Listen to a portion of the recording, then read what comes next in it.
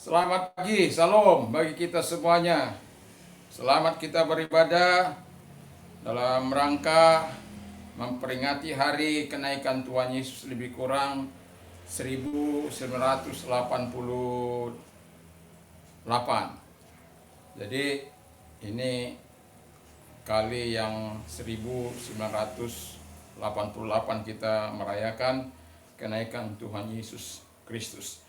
Mengapa begitu penting kita merayakan hari kenaikan Yesus? Dari kematiannya, dari kelahirannya, kematiannya, kebangkitannya, kenaikannya, lalu semuanya kita rayakan dengan gegap gempita, dengan sukacita walaupun di tengah-tengah pandemi, ya.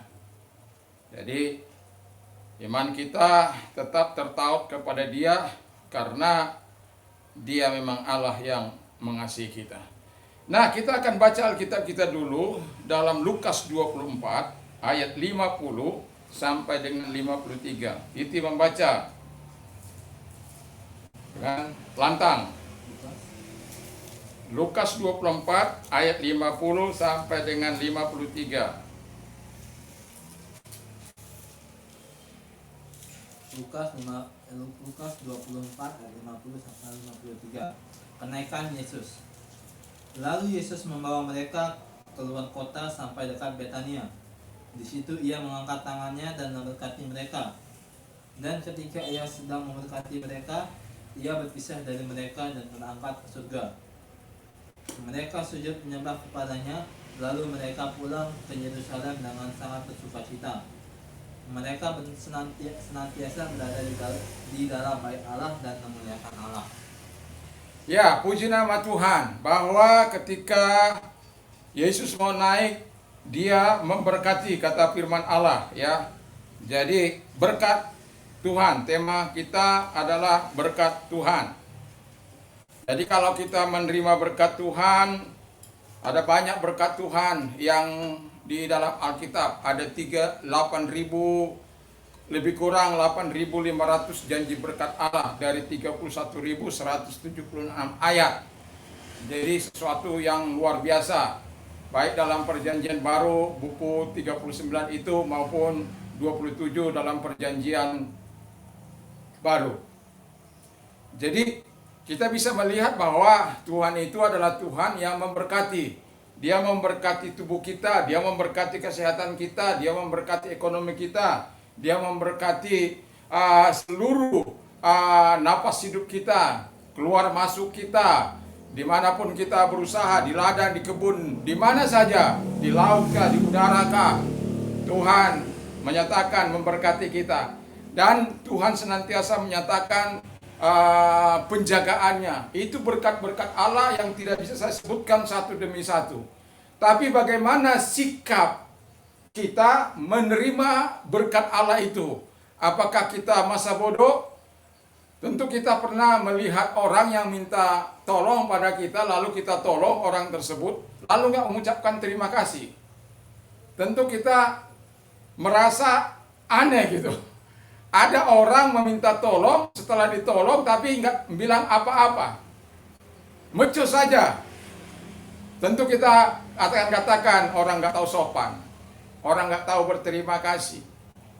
Sudah menerima sesuatu, sudah diterima nggak mau kasih. Ya itu makanya ada terima kasih. Terima kasih ya. Ya jadi terima ya kasih. Artinya juga kita kalau terima ya satu kali kita kasih juga gitu. Terima kasih, terima kasih, terima kasih, terima kasih, terima kasih. Jadi kalau kita terima dari Tuhan ya kasih lagi kepada Tuhan, pada pekerjaannya atau kepada jemaat Tuhan atau kepada orang-orang yang membutuhkannya. Jadi begitu banyak berkat-berkat yang Tuhan sediakan bagi kita dalam dimana kenaikannya ke surga itu meninggalkan berkat-berkat yang luar biasa bagi murid-muridnya atau orang-orang percaya pada waktu itu. Puji nama Tuhan. Nah, ada 4 sikap kita, 4 sikap orang percaya, sikap yang baik yang dinyatakan oleh para murid ataupun mereka semua yang menyaksikan ya kenaikan Tuhan Yesus Kristus tersebut. Jadi sesuatu yang sangat luar biasa. Sikap ini perlu kita teladani dalam menyikapi semua pemberian-pemberian Allah. Seharusnya sikap kita yang seperti ini juga harus ada, bukan orang yang tidak tahu berterima kasih. Jadi seberapapun Tuhan percayakan kepada kita, ya bersyukur, berterima kasih. Saya mengatakan, saya pernah bernazar memberikan 1 juta ucapan terima kasih saya kepada Tuhan. Dan 1 tahun lebih saya harus membayar ucapan terima kasih saya kepada Tuhan. Dan setelah itu saya berkata bahwa biarkan saya bisa melakukan 1000 ucapan terima kasih saya kepada Tuhan. Dan 10 pujian saya kepada Yesus Kristus. Memang gak mudah. Saya sering katakan kalau saya gagal melakukannya, maka saya akan minta maaf, minta ampun kepada Tuhan. Buat hari ini kegagalan saya tidak melakukan. Jadi ada recheck kembali kehidupan kita ini, apakah kita betul-betul telah melakukan. Kalau kita berada di jalur yang nggak berkenan di hadapan Tuhan, segera berbalik kepada Dia. Nah, sikap yang pertama, sikap yang baik yang mereka miliki adalah ketika mereka menerima berkat Allah itu, dikatakan bahwa mereka menyembah Yesus, menyembah, worship. Jadi ketika mereka menyembah Allah, tanda ketundukan mereka, tanda kerendahan hati mereka, tanda ucapan terima kasih mereka kepada Tuhan yang sudah memberkati mereka. Mungkin nggak disebut di sini, nggak disebut apa yang Tuhan nyatakan kepada mereka. Tapi yang saya yakin dan percaya, kekuatan iman yang bertambah-tambah dalam hidup mereka karena menyaksikan sendiri bagaimana Yesus naik ke surga secara perlahan-lahan, naik di dalam tubuh kemuliaannya. Luar biasa. Supaya apa? Dia dapat pemuliaan di surga yang mulia sana. Jadi kita bisa melihat sikap yang baik dari para murid. Mereka menyembah Allah. Tanda terima kasih mereka. Kalau orang bersujud, ya, bersujud itu kepada Tuhan, itu saya nggak tahu bagaimana untuk mengungkapkan itu semuanya. Kalau orang sampai bersujud, itu tanda apa? Luar biasanya hati orang tersebut kepada Tuhan. Karena dia tidak lagi bisa mengatakan apa-apa selain sembah sujudnya. Mungkin dia tidak lagi berkata-kata, tetapi sikap hatinya, sikap tubuhnya, dia tunjukkan untuk sujud menyembah kepada Allah. Jadi orang-orang yang menerima berkat Allah, ya, murid-muridnya ini, mereka yang pertama, mereka memiliki sikap yang baik, yaitu menyembah kepada Allah. Bukan menyembah kepada mamon, bukan menyembah kepada harta benda, bukan menyembah kepada pemberian tersebut, tetapi menyembah kepada Sang Pemberi. Ketika kita menyembah Sang Pemberi, itu Dia yang memiliki segala-galanya. Emas dan perak aku punya. Jadi kalau Tuhan yang mengatakan aku memberkati engkau kemanapun engkau pergi, ketika aku memberkati engkau dengan emas perak, rumahmu bertambah-tambah, kebunmu bertambah-tambah, ternakmu bertambah-tambah, semua apa yang kamu miliki bertambah-tambah, maka firman Tuhan katakan, janganlah engkau sombong. Tapi mari kita menyikapi seperti para murid. Mereka menyembah Allah. Tanda syukur yang sangat dalam kepada Allah, di mana mereka tidak lagi bisa berkata-kata, tetapi dengan sikap hati mereka yang sujud menyembah Allah itu sudah cukup bagi Allah. Bahwa Alkitab menyatakan dengan menuliskan dengan jelas. Ada orang berkata begini, kalau Yesus itu Tuhan, kenapa dia masa dari anak-anak kecil, masa kecil sampai dia sampai 30 tahun itu enggak pernah terdengar. Kalau Anda baca Yohanes terakhir itu, maka Anda akan menemukan kalau semua ditulis apa yang dilakukan oleh Yesus. Kata Alkitab bahwa, baik saja saya bacakan supaya ini orang-orang yang di luar sana yang mempertanyakan, ya, supaya jelas. Karena Nih dengar. Yohanes 21 ayat 25. Masih banyak hal-hal lain lagi yang diperbuat oleh Yesus. Tapi jikalau semuanya itu harus dituliskan satu persatu, maka agaknya dunia ini tidak dapat memuat semua kitab yang harus ditulis itu. Jadi jelas. Bisa Anda bayangkan betapa tebalnya, ya, 31.176 ayat saja yang penting-penting itu. Orang percaya kadang-kala juga malas membacanya. Apalagi sampai berjilid-jilid, apalagi sampai berkitab-kitab. Wah. 31.176 ayat aja itu sangat sulit membacanya. Ya, kalau bukan karena dorongan Roh Kudus, rasa terima kasihnya kepada Tuhan, sama seperti kami membaca secara teratur, ya, membaca firman Allah itu. Kalau saya sudah berapa kali membaca Alkitab itu, apalagi waktu di sekolah. Jadi perlunya keteraturan membaca Alkitab itu. Nah, disitulah kita bisa bayangkan kalau orang tidak 31.176 ayat, 39 itu apa itu? Perjanjian lama, 27 perjanjian baru. Jadi 66 kitab. 1189 pasal, lalu 2930 tokoh. Wah, itu bukan main-main itu. Bukan main-main. Lebih kurang 40 penulisnya, bukan satu orang, bukan kata satu orang. Mereka diilhami. Penulis-penulis Alkitab itu diilhami oleh Roh Kudus untuk menuliskannya. Bukan kepada satu orang, tapi kepada 40 orang. Yang satu dengan yang lain, hidup masa yang berbeda, tapi tidak pernah kontradiksi. Karena apa? Sumbernya itu Allah, yang memimpin itu Tuhan. Kalaupun ada gaya penulisan yang berbeda, itu bukanlah kontradiksi. Sama seperti wartawan, ya. Kalau ada wartawan, nah ini sekarang ini kasus ini si Israel yang lagi berperang. Kita berdoa supaya jangan perang mereka itu. Kasihan. Yang korban itu juga manusia. Dari pihak sana, pihak Palestina, pihak apa. Kita berdoa supaya kedua belah pihak menahan diri, menahan hawa nafsu untuk membunuh, untuk berperang. Ya, saya tidak tahu siapa yang memulai, tetapi itulah terjadi pertempuran. Nah, kalau wartawan itu meliput pada katakan jam 10 pagi, lalu ada yang meliput jam 12, tentu beritanya sudah akan berbeda. Tetapi tidak pernah kontradiksi. Ya, jadi itu gambarannya saja. Jadi ketika orang menerima berkat Allah, seharusnya sikap kita harus sikap yang baik, yaitu sujud menyembah kepada Allah.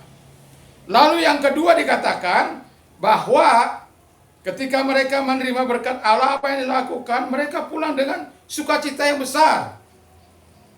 Jadi memiliki sukacita yang besar. Ya tentu dong ya, menerima sesuatu yang baik dari Tuhan, menerima semangat, menerima pemulihan rohani, menerima kebangunan rohani yang baru, menerima janji bahwa mereka akan dipenuhi Roh Kudus. Jadi di ayat yang di atasnya 49 itu bagaimana Tuhan berjanji sebelum dia naik ke surga, ingat ya, aku akan memberikan Roh Kudus. Kamu harus tinggal di kota ini. Jadi harus kamu tinggal di kota ini sampai kuasa Roh Kudus itu turun atas kamu. Memang mereka, Petrus aja sempat menyangkal 3 kali, murid-muridnya pada lari kembali kepada Petrus sama katakan, oleh apa saja hamba ya menunjuk dia tidak berani untuk bersaksi terhadap hamba yang tidak apa-apa itu, yang hanya something itu, hanya sesuatu. Kalau hamba itu pada zaman itu ada kira-kira 60 juta hamba pada waktu masa kerajaan Romawi itu. Jadi hamba itu tidak berarti. Tapi ditunjuk oleh seorang hamba wanita lagi. 2 kali hamba wanita. Lalu beberapa orang itu, dia sampai bersumpah-sumpah gak kenal sama Yesus. Tapi ketika dia penuh dengan Roh Kudus, mereka apa yang dijanjikan oleh Tuhan, apa yang dinyatakan berkat Allah akan turun kepada mereka, mereka terima. Dan mereka sangat luar biasa. Itulah kalau orang mau menikmati janji firman Allah, mau menunggu apa yang dikatakan oleh firman Allah itu, sehingga mereka menjadi orang-orang yang rela mati demi Yesus ketika Roh Kudus memenuhi hidup mereka. Jadi di sini Alkitab mengatakan bahwa mereka pulang dengan sukacita yang besar. Bagaimana enggak dengan sukacita yang besar? Yang tadinya mereka kelinglungan karena apa? Walaupun tadinya mereka sempat bingung mereka akan kembali setelah Yesus belum menyatakan kebangkitannya, mereka ya bersembunyi dan mengalami ketakutan. Ada kira-kira 8 kali penampakan Yesus pada murid-muridnya. Orang kepada Emmaus, 2 orang menuju Emmaus itu kepada Maria, Marta dan lain sebagainya, juga kepada Thomas yang nggak percaya itu, dan kepada murid-muridnya semua. Tidak kurang 8 kali Yesus menampakkan diri, memberikan semangat dan motivasi, sampai pada akhirnya setelah 40 hari di muka bumi ini, ya, pada akhirnya mereka berada pada posisi harus berjuang sendiri karena dia akan naik ke surga. Jadi kalau orang katakan bagaimana dia Tuhan 100%, bagaimana dia manusia 100%, itulah buktinya bahwa dia naik ke surga. Bukan tanpa saksi. Ada orang pergi ke surga tapi nggak ada saksinya. Ya, itu kalau dalam sebuah kesaksian nggak ada saksi yang melihat, maka perkara itu nggak sah. Ya, harus ada 2 alat bukti, minimal 2 alat bukti baru sah sebuah peristiwa itu. Makanya kita bukan karena berdasarkan dongeng, tapi kita ini, iman kita ini berdasarkan fakta-fakta sejarah yang betul-betul pernah terjadi. Bukan rekayasa seseorang, tapi ini inspirasi yang diilhamkan oleh Allah kepada penulisnya. Penulis Alkitab itu ada 40-an orang. Itu sebabnya mereka bersuka cita menerima sesuatu dari Tuhan. Mereka sujud menyembah, setelah menyembah mereka puas. Wah, Anda tahu kan, ketika Anda menyembah, Anda merasakan hadirat Allah, itu sukacita itu nggak bisa Anda lukiskan. Kepuasan Anda tidak pernah bisa Anda lukiskan. Kenapa? Begitu sukacitanya, begitu luar biasanya pertemuan kita dengan. Makanya kalau menyembah Tuhan, sembah Dia dengan sungguh-sungguh, dengan segenap hatimu, dengan segenap kekuatanmu, dengan segenap jiwa ragamu, dengan segenap akal budimu. Sembah Dia, senangkan Tuhan. Kita sudah banyak menerima berkat Allah. Hitung saja mulai dari pagi, napas hidup itu berkat Allah. Engkau bisa melangkah, itu berkat Allah. Engkau bisa menggoyangkan tangan, itu mujizat Allah. Wah, itu berkat Allah yang luar biasa. Coba mau lebih dalam lagi, pergi ke ICU sana, ruang ICU rumah sakit. Tentu tak ada seorang pun yang ingin ada di situ. Nggak ada orang yang mau di situ untuk hidup di situ. Yang mau saya katakan adalah supaya kita itu menyadari betapa besarnya berkat-berkat Allah yang kita terima setiap hari. Anda tahu, Anda bisa meletek-letekkan tangan ini. Iya, itu harus berterima kasih karena agak lebih lega. Anda bisa berpikir, Anda harus berterima kasih, itu berkat Tuhan. Jadi kalau kita kaitkan seluruh rangkaian kehidupan kita ini, maka tidak sulit kita mengucapkan, mengalami sukacita yang besar itu. Karena apa? Kita menyadari betul-betul setiap saat kita, bahkan setiap detik. Bayangkan 5 menit Anda, atau 5 kali 60. 300 detik Anda tidak bernapas, ya mati. Atau diambil Tuhan oksigen ini. Coba itu bayar berapa di rumah sakit itu oksigen. Anda bebas.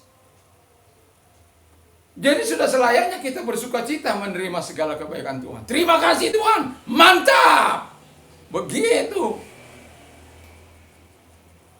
Bilang sama diri, kalau saya nggak tahu berterima kasih, wah sebenarnya saya nggak layak hidup sebenarnya.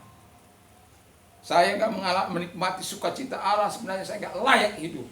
Maka firman Allah katakan, damai sejahtera Allah yang melampaui segala akal akan menerangi hati dan pikiran dalam Kristus Yesus. Makanya Yesus berkata, pencuri hanya datang untuk mencuri, membunuh dan binasakan. Tapi aku datang untuk memberikan kelimpahan. Itulah Tuhan. Kelimpahan sejahtera, kelimpahan sukacita, kelimpahan dalam segala perkara. Jadi, ya, mari kita memiliki sikap yang baik ini dengan sukacita yang besar, ya. Yang ketiga, yang tak kalah pentingnya, yaitu mereka senantiasa berada di dalam bait Allah. Ini dia. Kalau kita sudah menerima kebaikan Tuhan, bukan berarti Anda harus datang terus ke gereja, bukan. Bukan ya, bukan itu. Terus Anda terus 24 jam bukan begitu. Tapi yang namanya ada jadwal ibadah, mari kita menguji menyembah Tuhan bersama. Ya, itu. Jadi kalau jangan di gerejanya ada ibadah, enggak ibadah kepada kopi takut, tapi kepada pekerjaan untuk cari pekerjaan enggak takut. Itu namanya apa? Mencobai Tuhan. Ya. Kita tidak lagi hidup dalam sukacita yang besar. Ya. Ya, jadi kalau kita punya iman, kita ya pastilah kita tidak akan pernah mau meninggalkan Tuhan. Sudah banyak kebaikan-kebaikan Tuhan, berkat-berkat Tuhan yang sudah kita terima. Kita harusnya bersukacita buat semuanya itu, dan sebagai imbalan dari rasa sukacita yang besar itu, kita datang ke rumah Tuhan bersyukur, berterima kasih, kembali sujud menyembah di situ, memuliakan Allah. Apa pastor bilang, I will dwell in the house of the Lord forever. Aku akan tinggal di rumah Tuhan seumur hidupku. Apakah dia tinggal di rumah Tuhan seumur hidupnya? Enggak.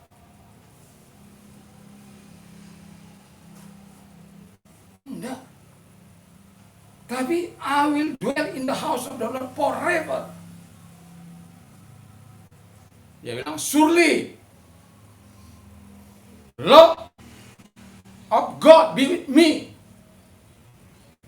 Jadi kasih Tuhan itu sungguh bersama dengan dia. I will in the house of the Lord forever. The Lord is my servant, I shall not be in want. Jadi dia nggak kekurangan penyertaan Tuhan.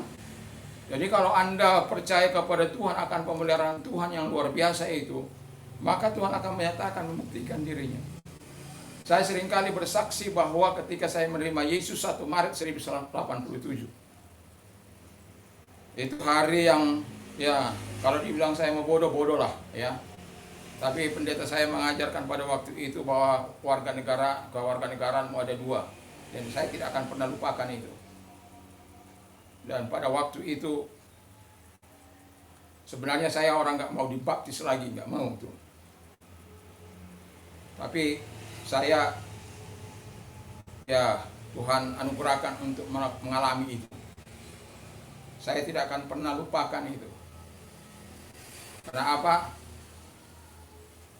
Ketika Tuhan menyatakan untuk saya dibaptis dengan pakaian putih-putih di dalam kolam, saya waktu itu masih saya ingat, saya pakai baju coklat. Jadi pakai baju coklat saya pergi ke gereja. Saya mau lihat. Ya, maklum saya kan nggak tahu. Gitu. Kalau kita kan sudah dulu dari sana, udah di sini, udah di apa gitu ya. Jadi saya nggak tahu bahwa setelah ada baptisan, saya datang menerima baptisan itu. Kalau kemudian suruh ganti baju, wah pakai yang putih-putih, luar biasa. Itulah Tuhan. Jadi, terus khotbahnya itu bahwa dua kewarganegaramu. Ada banyak orang melupakan khotbah. Jadi karena rasa haus dan lapar saya terhadap firman Allah itu melekat kuat.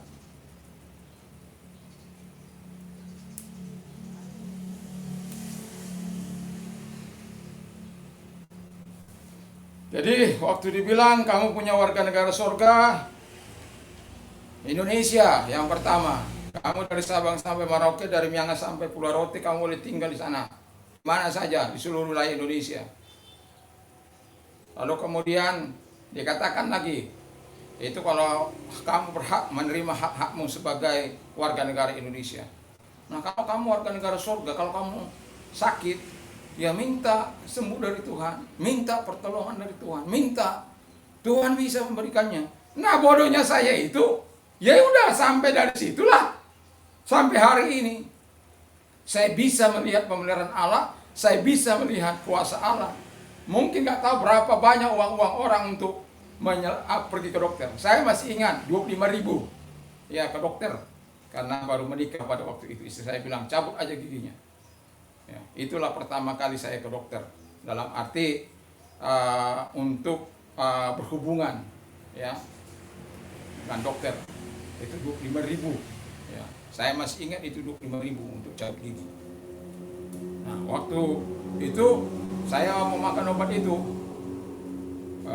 Tuhan katakan tidak sanggup kuasaku untuk menolong engkau. Saya buang itu obat. Sejak itu saya katakan sama istri saya, jangan pernah membawa saya ke rumah sakit. Jadi, dan ternyata bahwa Tuhan itu setia kok. Bukan nggak pernah sakit yang parah, pernah. Sampai mau meninggal juga pernah. Tinggalkan pesan juga pernah. Tahu mau pesannya apa? Yang pertama, kalau saya meninggal, besarkan anak-anak dalam takut akan Tuhan. Yang kedua, kau boleh menikah, pilih pria yang takut akan Tuhan. Gak egois kan? Ya. Nah, makanya satu kali istri saya bilang, Pak, kalau saya meninggal dunia, menikah, Bapak menikah lagi enggak? Terus saya bilang, saya ini orang yang taat akan firman Tuhan. Jadi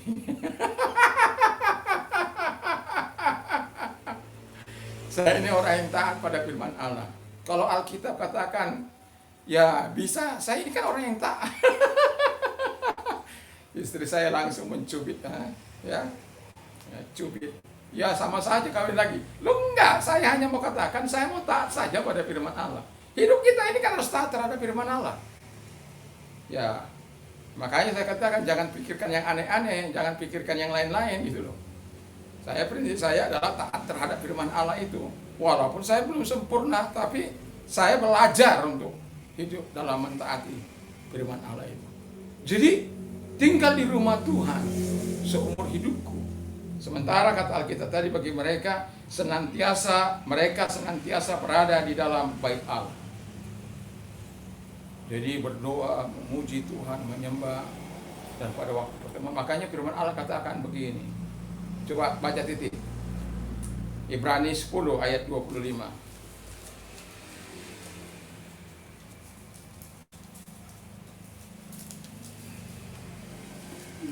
Ibrani 10 ayat 25. Lantang. Ibrani 10 ayat 25. Janganlah kita menjauhkan diri dari pertemuan ibadah kita, seperti dibiasakan oleh beberapa orang, tetapi marilah kita saling menasihati dan semakin giat melakukannya menjelang hari Tuhan yang mendekat. 26. Sebab jika kita sengaja berbuat dosa sesudah memperoleh pengetahuan tentang kebenaran, maka tidak ada lagi korban untuk menghapus dosa itu. 24-nya. Dan marilah kita saling memperhatikan supaya kita saling mendorong dalam kasih dan dalam pekerjaan baik. Iya, jadi jangan kita meninggalkan pertemuan-pertemuan ibadah kita, ya. Jadi siapapun kita yang sering meninggalkan pertemuan-pertemuan ibadah, bertobat, ya. Anda sudah waktunya menyerahkan hidup sepenuhnya kepada Tuhan. Karena bagaimanapun Tuhan jauh lebih dahsyat dari semuanya. Bukan kita ingin mencobai siapa-siapa, tidak. Tapi yang utama jadikan yang utama. Jangan yang utama tidak Anda jadikan yang utama, justru yang tidak utama Anda jadikan yang utama. Itu konsepnya terbalik. Bagi Tuhan tidak ada perkara yang sulit bagi Dia. Bagi Dia semuanya gampang. Tidak ada tingkat-tingkat kesukaran bagi Yesus. Bagi Yesus semuanya sama saja. Ketika Dia berfirman selesai maka selesai. Ketika dikatakan sembuh maka sembuh. Ketika aku mengatakan ku berkati. Ketika aku katakan sehat, sehat. Jadi ketika Tuhan mengatakan sesuatu kepada kita, maka itu akan terjadi. Dan 31.176 ayat, 8.500 lebih janji firman Allah. Kurang lebih lah ya, supaya jangan apa. Ya, itu kan suatu yang sangat luar biasa. Nah, kalau kita datang ke rumah Tuhan sebagai ekspresi kekaguman kita buat segala pemeliharaan Tuhan, rasa kecintaan kita kepada Tuhan, sebagai ungkapan terima kasih kepada Tuhan, kan layak. Dan murid-muridnya melakukan itu. Katanya mereka itu. Jadi mereka sujud menyembah, mereka pulang dengan sukacita yang besar, lalu mereka senantiasa berdiam di bait rumah Allah. Wah, luar biasa. Jadi jangan abaikan berkat Allah tanpa tahu berterima kasih kepada Tuhan. Jangan abaikan segala kemurahan Tuhan, termasuk napas hidup yang Tuhan percayakan kepada kita. Ingat, kalau sampai napas kehidupan itu Tuhan tarik, kita nggak bisa berbuat apa-apa. Nah, selama napas hidup itu dipercayakan kepada kita, mari beri sesuatu yang baik kepada Tuhan. Dia sudah memberikan yang terbaik, bahkan nyawanya. Soal nafkah lahiriah kata firman Allah, kalau anaknya saja diberikannya, apalagi Bapamu yang di surga akan memberikan segala sesuatu yang kau butuhkan. Anaknya Dia berikan kepada kita. Anaknya, Yesus, Dia berikan kepada kita. Apalagi soal-soal kebutuhan ini. Maka Yesus berkata, jangan kamu khawatir tentang akan tubuhmu, akan hidupmu. Jangan kamu khawatir apa yang kau makan, kau minum, kau pakai. Tapi apa katanya? Carilah dahulu kerajaan Allah dan kebenarannya, maka semuanya akan ditambahkan kepadamu. Jadi artinya apa? Kebergantungan kita kepada Allah itu membuat kita jauh lebih nyaman. Dan ketika ketergantungan kita kepada Tuhan, disitulah kita mudah untuk datang beribadah kepada Tuhan. Aku ini menikmati segala hal yang baik. Aku menikmati segala kemurahan Allah. Aku menikmati kasih sayang Allah. Aku menikmati seluruh keumuran Allah. Wah, sudah, ini jam ibadah, saya akan berangkat ibadah. Begitu. Saya akan melampiaskan seluruh kerinduan hati saya kepada Tuhan. Saya akan mengatakan ekspresi kekaguman saya kepada Tuhan, ekspresi cinta kasih saya, doa-doa saya kepada Tuhan ketika saya nanti berada di rumah Tuhan. Begitu. Itu namanya sikap yang luar biasa. Jadi kalau kita menerima berkat Allah, jangan masa bodoh dong. Sembunyi-sembunyi lagi. Supaya jangan ada orang tahu. Ada pepatah bilang begini, kalau orang miskin itu dapat berkat, itu seluruh kampung tahu. Tapi kalau orang kaya dapat berkat, nggak ada yang tahu. Justru orang yang nggak punya dapat berkat, seluruh kampung tahu. Karena apa? Dia akan bersaksi kebaikan Tuhan, kemurahan Tuhan, pertolongan Tuhan. Tapi kalau orang kaya, dia takut. Ada seorang termasuk konglomerat di daerah ini. Jadi dia berkata pada saya hanya 3 sampai 4 jam saja saya tidur dalam satu hari.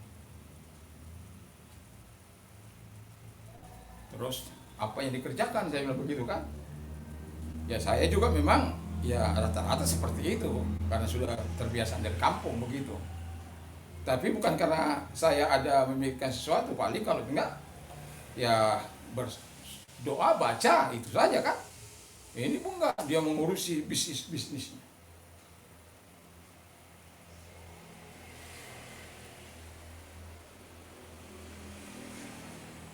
Yang paling perih itu adalah sangat sulit memberi kepada gereja Tuhan, tapi sangat limpah memberi kepada yang lain. Aneh, Alkitab mengatakan perhatikan dulu teman seimanmu, baru yang lain. Ya, dia pikirkan anak-anak Tuhan sudah semua diberkati oleh Tuhan. Ya, puji nama Tuhan.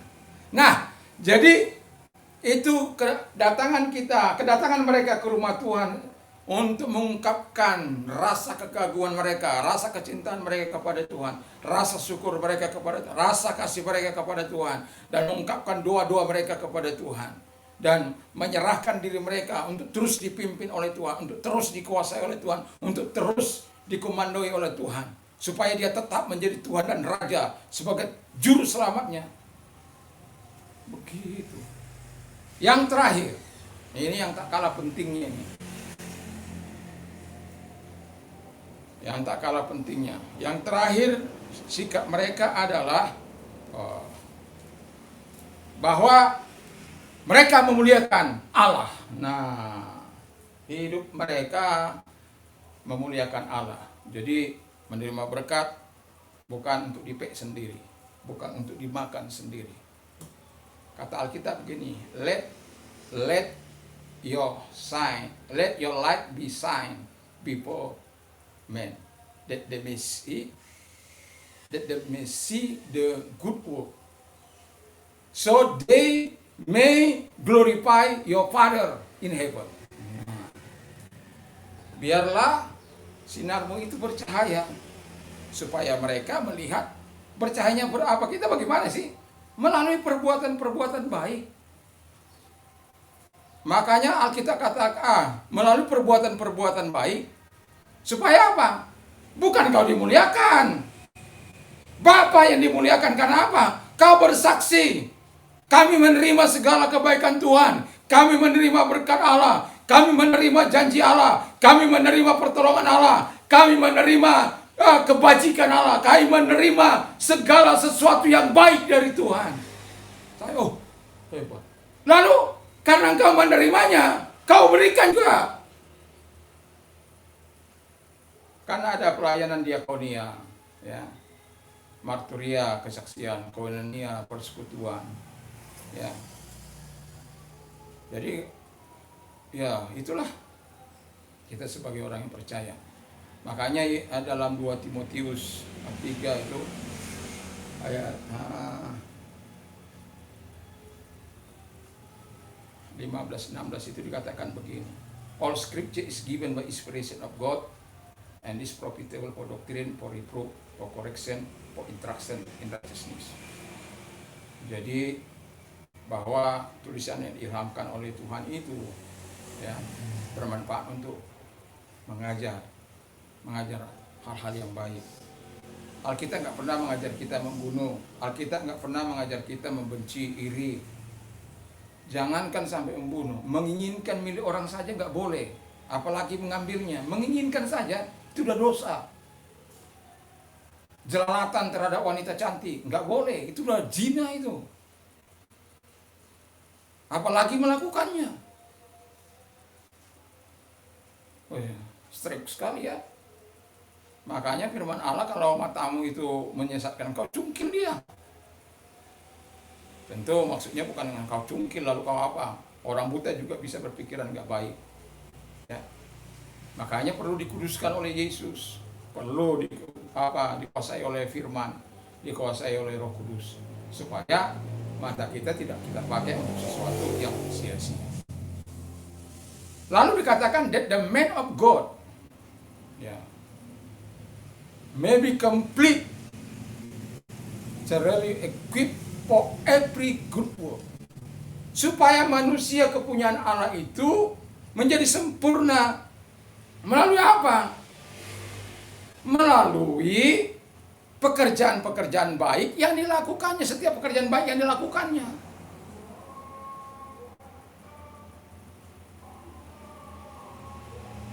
Saya sudah pernah mengatakan, whatever you do, do it for the glory of God. Apa saja yang kau lakukan, lakukanlah bagi kemuliaan Allah.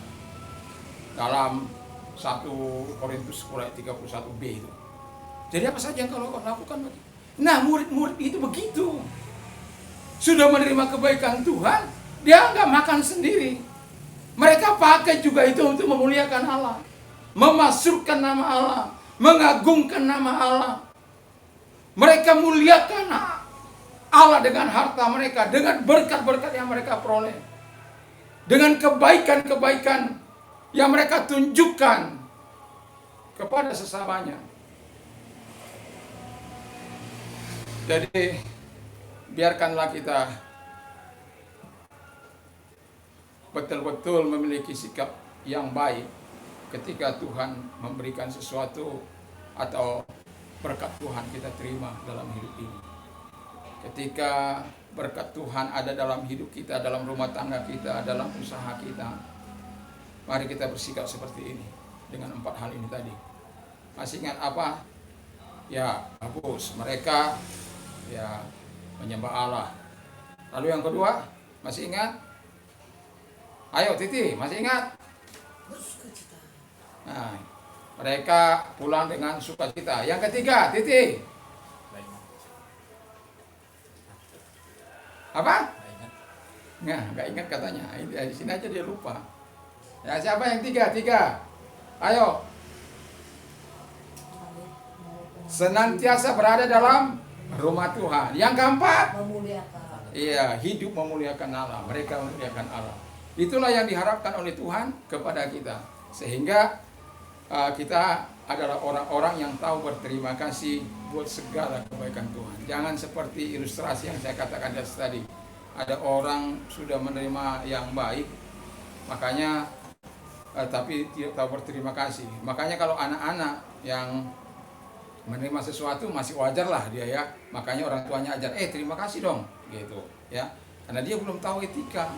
Tapi kalau sudah tua, nggak tahu berterima kasih, nggak tahu berterima kasih, wah itu berat itu. Nah, kalau kita begitu kepada Tuhan, nggak tahu berterima kasih, apa Tuhan mau lakukan lagi yang terbaik bagi kita? Murid-murid terus mengalami terobosan demi terobosan, kekuatan demi kekuatan, pertolongan demi pertolongan, dan berbagai macam kesulitan mereka bisa lewati. Hikmat Allah mereka terima. Terus mereka mengalami keterobosan. Karena apa? Mereka selalu hidupnya seperti itu sampai kepada asal mereka. Satu contoh saya mau katakan yang di dalam Alkitab, yaitu Paulus, orang pembunuh itu yang kemudian bertemu dengan Yesus, mengalami banyak penderitaan, kesusahan, karam kapal, dipukul, dicambuk, ya, hukuman cambuk 39 kali karena dia katakan nggak layak saya menerimanya untuk 40 kali. 5 kali. 5 kali 39, hitung saja. 200 kurang 5. Berarti 195 cambukan. Itu bukan cambukan yang main-main itu. Bukan seperti cambukan kuda di sini. Nggak ada apa-apanya cambukan kuda itu. Bukan seperti cambukan tongkat. Enggak. Itu bergerigi. Kalau setiap cambukan itu dagingnya keluar ketika ditarik cambuk itu. Mengerikan, sadis. Makanya dia berkata, dia sadar, dia belum mati sih. Pada waktu dia berkata, I have fought. Aku sudah berjuang with good fight, dengan perjuangan yang baik. I have finished the race. Aku telah mengakhiri pertandingan, perlombaan. I have kept the faith. Aku sudah memelihara imanku. Dia belum mati pada waktu itu. Tapi dia sadar bahwa yang dihadapi itu adalah Kaisar Nero, manusia bengis dan sadis, manusia kejam. Tetapi dia sudah berkata bahwa dia telah berjuang dengan perjuangan yang baik, jadi nggak ada hal yang cacat dilakukannya. Dalam aku telah mengakhiri perlombaan, dia mengikuti seluruh aturan-aturan main.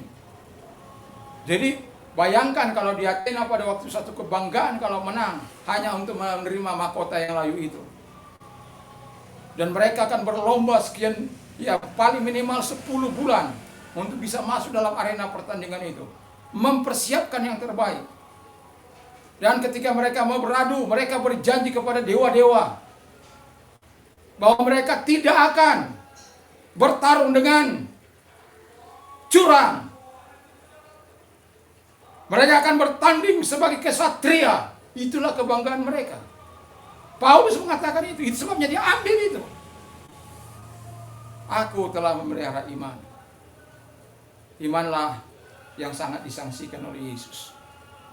Ketika aku datang ke bumi, apakah aku menemukan iman di bumi ini? Tapi kalau kita cara sikap kita seperti para murid atau mereka yang menyaksikan Yesus naik ke surga, saya yakin dan percaya kita akan terus berapi-api dalam Tuhan. Kita terus akan semangat dalam Tuhan. Kita akan terus hidup dalam pemeliharaan dan perlindungan. Kita akan terus melakukan hal-hal yang baik. Karena apa? Udah seluruh kebaikan Tuhan diberikan bagi kita. Anaknya. Wah, luar biasa. Sekali lagi saya mau katakan, pencuri hanya datang untuk mencuri, membunuh, dan membinasakan engkau. Tapi Yesus datang untuk memberikan kelimpahan bagimu. Yohanes 10 ayat 10. Supaya apa? Supaya kita itu betul-betul menikmati segala kebaikan. Iblis itu mah menipu. Iblis itu mencurangi, mencelakakan. Tapi Yesus memberikan yang terbaik, bahkan nyawanya. Siapa yang pernah memberikan nyawanya terhadap kita, dosa-dosa kita, kalau bukan Yesus? Itu sebabnya segala kebaikan itu sudah pantas kita responi seperti murid-murid. Mari kita tunduk kepada dan kita berdoa. Kami bersyukur, berterima kasih kepada Tuhan buat segala kebaikan Tuhan, buat segala pertolongan Tuhan, buat segala kemurahan Tuhan dalam kehidupan kami. Kami mohon kepada Tuhan supaya setiap kami yang mendengarkan firman Allah, baik di sini maupun nantinya melalui layar kaca YouTube, kami menyerahkan ke dalam tangan Tuhan. Sehingga setiap kami yang telah menerima segala berkat Allah, kami tahu bersikap bahwa hidup kami harus hidup dalam penyembahan kepada Allah, penuh dengan sukacita ilahi, karena Tuhan sudah berkata, supaya penuhlah sukacitamu. Yesus yang membuat itu semuanya. Dan kami juga bersyukur supaya kami senantiasa berada di dalam bait-Mu Tuhan Bapa di surga. Sama seperti Daud yang kesukaannya adalah tinggal di dalam bait-Mu seumur hidup, bahkan dia katakan. Artinya bahwa Tuhan yang diandalkan selama kehidupan. Terima kasih Bapa di surga, terima kasih. Kami sungguh bersyukur, kami berterima kasih kepada Tuhan. Bapa, kami juga berdoa agar Engkau Tuhan, setiap kami yang Engkau sudah ciptakan ini, karena memang tujuan kami diciptakan oleh Tuhan adalah untuk memuliakan Engkau dan menjadi saksi-Mu Tuhan Bapa di surga, untuk memberitakan kabar kesukaan itu. Terima kasih Bapa di surga. Kami bersyukur melalui YouTube ini kami dapat menyampaikan firman Allah ke rumah-rumah, ke kamar-kamar, di mereka yang ada di mobil, yang ada di pesawat, di laut, yang dapat dijangkau oleh signal dimanapun ada. Tuhan, terima kasih buat semua, buat kemajuan teknologi ini, sehingga Tuhan itu mempermudah penginjilan kami untuk menyatakan Injil-Mu, kabar kasih karunia itu kepada mereka. Terima kasih Bapa di surga, terima kasih. Dan kami juga berdoa bagi mereka yang baru pertama kali mendengar. Mari, Yesus mengasihi engkau, Yesus sangat mengasihi engkau. Buka hatimu, terima Yesus dalam hidupmu, dan terima kebaikan-kebaikan Tuhan. Dan sikapi dengan cara 4 hal tadi, supaya Tuhan memberkati engkau jauh dahsyat, dan engkau tetap bersemangat dalam Tuhan, di dalam kebaikan-kebaikan Tuhan. Terima kasih Bapa di surga. Kami berdoa bagi Presiden dan Wakil Presiden, para pejabat, para menteri, para pejabat, para gubernur, para wali kota, bupati, para camat, lurah, RT, RW, semuanya diberkati oleh Tuhan.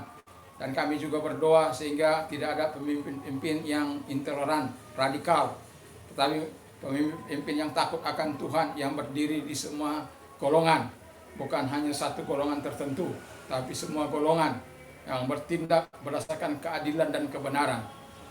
Terima kasih Bapak yang berkata ya di atas ya, tidak di atas segala tidak. Yang membela orang-orang yang melakukan apa yang benar, bukan apa yang salah, walaupun dari golongan siapapun itu. Itulah sebabnya Bapak di surga, kami mohon kemurahan Tuhan sehingga pemimpin kami adalah pemimpin yang amanah, yang memperhatikan kesejahteraan rakyatnya. Terima kasih Bapak di surga, kami sungguh bersyukur, kami berterima kasih kepadamu. Kami juga berdoa buat kasus gereja GKI Yasmin. Kami melihat betapa sulitnya mencari keadilan di negeri ini. Kami tidak tahu apa yang terjadi sampai telah 10 tahun lebih gereja dengan seluruh perangkat-perangkat hukum sudah dilewati. Bahkan MK sudah mengabulkan permohonan mereka untuk beradanya gereja di gereja Yasmin di Bogor tersebut. Bapa di surga, kami berdoa sehingga aparat bisa bertindak dengan bijaksana, bukan karena tekanan-tekanan, takut akan tekanan-tekanan. Indonesia tidak boleh kalah. Itu sebabnya negara dipercayakan oleh dipercayakan untuk mengendalikan orang-orang yang sedemikian. Ada alat-alat negara yang bisa melakukan tugas dan fungsi mereka bagi orang-orang yang melakukan apa yang jahat, yang intoleran, dan yang memaksakan kehendak mereka. Terima kasih Bapa di surga, terima kasih.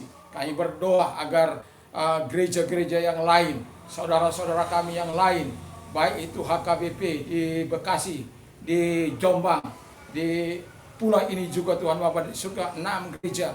Kami serahkan semua ke dalam tangan pengasihan Bapa di surga, agar Tuhan terlibat di dalamnya.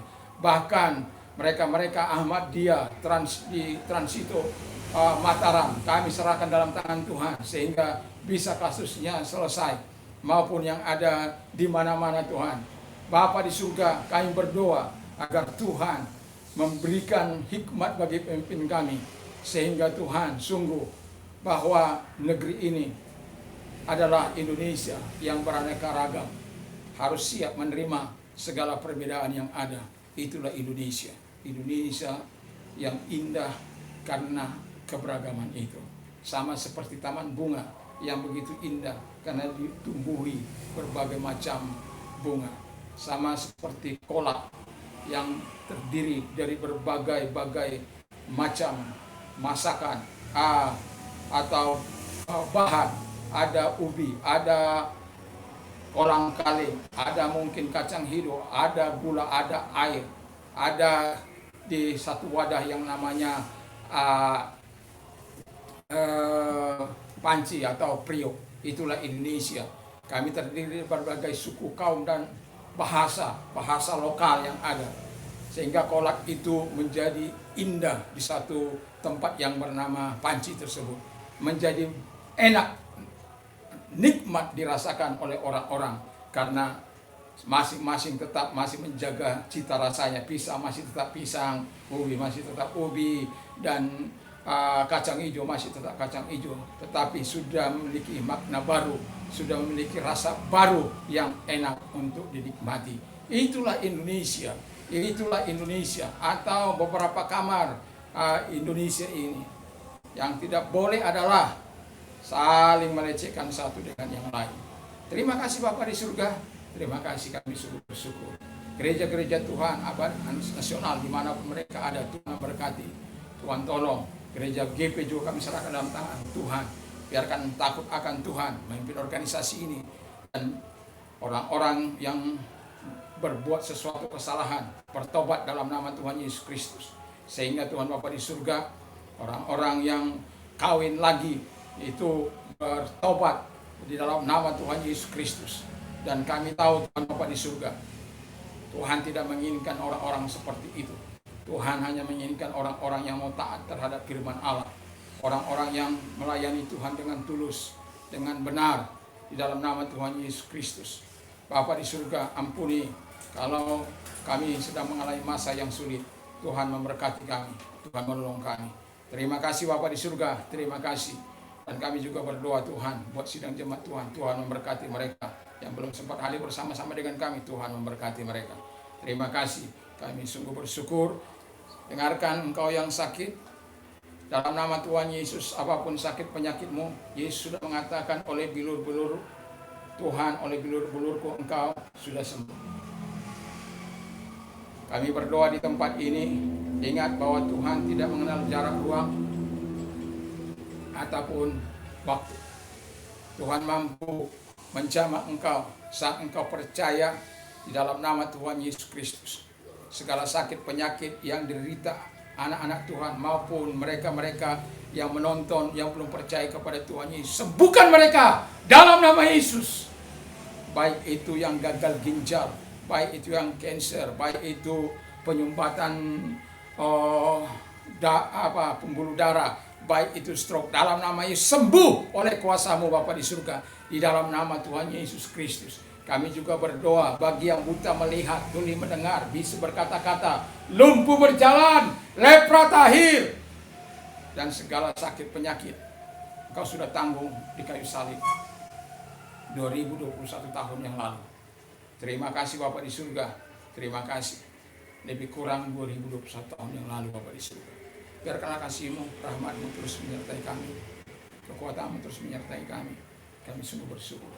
Sekarang terimalah berkat damai sejahtera daripada Tuhan Yesus Kristus, kecintaan Bapa dan surga, persekutuan kuat kuasa Roh Kudus menyertai mulai saat ini sampai Maranatha dalam nama Yesus.